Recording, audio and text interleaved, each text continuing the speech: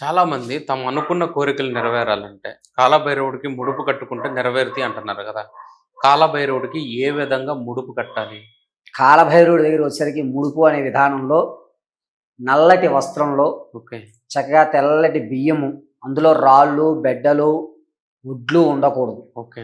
ఆ బియ్యం శ్వేతవర్ణ బియ్యంతో వేసుకుని, హ్మ్. అందులో నల్లటి దాల్చిన చెక్క, హ్మ్. దానికి కొంచెం కాటుక రాసి నల్లగా ఏర్పాటు చేసి, ఒక దాల్చిన చెక్క వేసుకుని, ఓకే.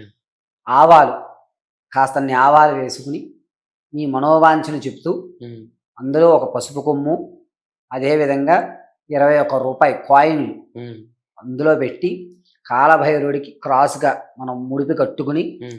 ఆ ముడుపుకి ఎర్రటి దారంతోటి ముడి వేయాలి. ఓకే.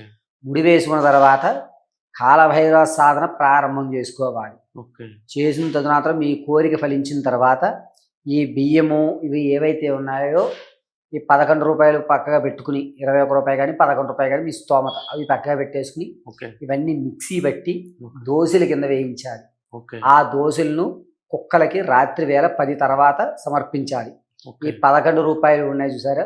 ఇవి ఏదన్నా శివాలయంలో గాని, ప్రతిష్ఠితమైనటువంటి శివాలయాల్లో గాని, లేదా కాలభైరవుడి దేవాలయంలో హుండీలో గాని, మా కోరిక తీరింది నాయనా అని చెప్పి వదిలిపెట్టి వేయాలి.